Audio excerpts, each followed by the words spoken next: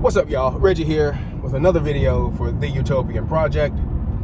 Let's talk about the Hegelian Dialectic.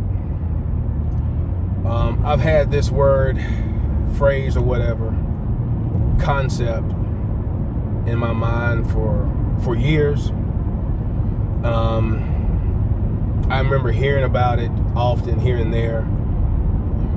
Never really, it would sound familiar, and then I just remember like looking into it or whatever. But it was like, because it always reminded me of the word angel, because a lot of people say it with a soft G because they don't know the origins of it. They say Hegelian, and it sounds like they're saying angelic or Angelian. So you're like, what are they talking about?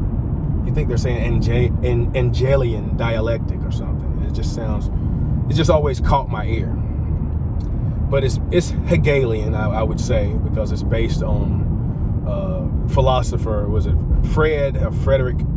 I forgot. He's got like 4 names. Frederick something. Hegel, Hegel. So the too long, didn't watch, didn't listen, didn't read version of Hegelian Dialectic, when you see this phrase being used, it's very important. It's very important understanding. To sum this up, what most people are talking about, and I will speak for most people, but what most people are talking about is a situation where, usually some powerful entity or whatever, governments and whatever else, but it's talking about the concept of having a solution already waiting for a problem that you are creating or being a part of or allowing to play out, right? Let's just say hypothetically and fictionally, if you were on a planet, what was my planet going to be named in my fiction? Tyrannus. If you're on the planet Tyrannus and you have a contagion. Now, if you're on the planet Tyrannus and you had this medicine that you wanted, this medicine or therapy or whatever that you wanted to use on the populace.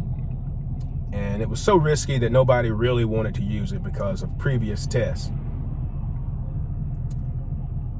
Well, if there was a large pandemic of a certain contagion that ran through the population, it might be a chance for you to use this thing that you already have and have been working on. And you want to have a chance to use this solution to a pandemic or to a problem.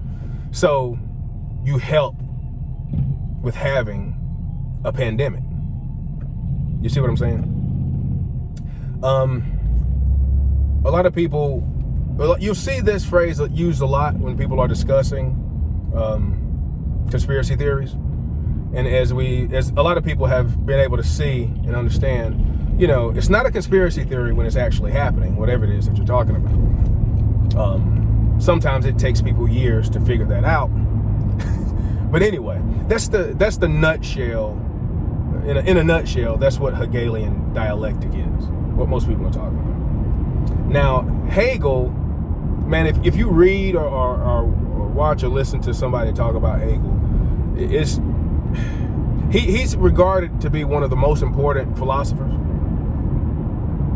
in history, but some of his stuff is just ridiculous. It's like listening or watching or reading, especially if you read it.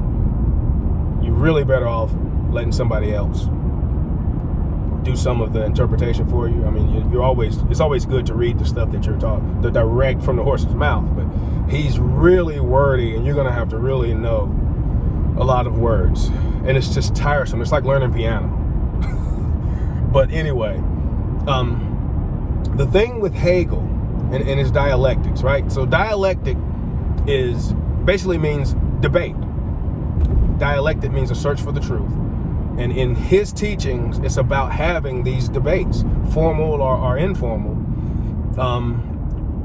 where you take there's an emphasis, among other things, there's an emphasis on taking the negative. You'll see this in his writing, in his teachings, and other people talking about it. You take the negative of a situation and you debate that. You debate around that or about it or whatever, as a means to kind of purify whatever the situation is, in order so that you don't repeat the negative. Because I think his original intent was about, God, what's some of the phrases? I forgot. I forgot some of the, one of the phrases he uses. What is it? But anyway, it's pretty utopian. He's trying to help civilization advance and get to a point where you have less and less and less bad, because you discuss and you debate over the bad so that you learn more about it, so that you don't repeat it. And that's a good thing, right? But obviously, when it comes to these sorts of things, especially with the media, the machine, the evil that tries to run the planet, you take this truth and you flip it on its head. So what's happening nowadays is you do dialectics on dialectics on dialectics, and you always keep people in this frame of mind of debating and being argumentative. And this is why the media and the machine are always giving you bad and always giving you negative. Always showing you somebody getting their life taken from them, so that it gives you something to debate about. It gives you a negative to debate. So now you think that you are doing and fighting for the right cause, because this world is in a specific situation, right? To be particular, the world is so full of racism, and here's another sign of it right here. Watch this person lose their life due to racism. So now this negative is being debated over and over again, and all these things are being fleshed out as to how you can make your world better, right? But the solution that they have, the solution is already there, and it is censorship and all kinds of other forms of control. Censorship. Taking away your weapons, your ability to defend yourself, right? Here's another bad. Here's another blah, blah, blah that took place. I don't want to say the word. Another mass, whatever, situation that took place at a school. Recently, there was a couple of situations that took place at a school. Neither of them involved the right type of weapons for the dialectic, for the solution. So they haven't really made it on most news channels. Didn't involve the right races, right? I think one student was black. I think another one was Hispanic. Didn't involve the right races. Didn't involve the right weapons. Didn't involve the right number of casualties. So therefore, these don't fit the dialectic, and they don't get brought to mass attention to be debated about the negatives. In true fighting to save people's lives, in true fighting to make schools better, et cetera, because that's not what it's about. That's not the solution that is at stake here. And the list goes on, but the Hegelian Dialectic is very, very, very interesting stuff to look into. And it's just like everything else. It's just like narcissism, covert narcissism, victim mentality, logical fallacy. It's being played out in front of your eyes every day. So it helps you figure out the world. It helps you figure out what's going on if you can just unplug from letting other people think for you. And you start, you're going to have to accept some bit of vulnerability and realizing that your world is a lie. And pretty much everything is a lie. Especially when it comes from certain political parties and certain sources of the media, which is most of the media. And soon enough, people even talking about it on this level, AI is going to pretty much nip in the bud. You won't even be able to hear people like us. You won't be able to hear people, see people, read people like us, because everything is going to be digital, scrubbed, et cetera, et cetera. So I don't know. All I know is I'm about resisting it. And I'm about resisting the bull crap. So, but anyway, that's Hegelian Dialectic 101. We'll come back with some other videos.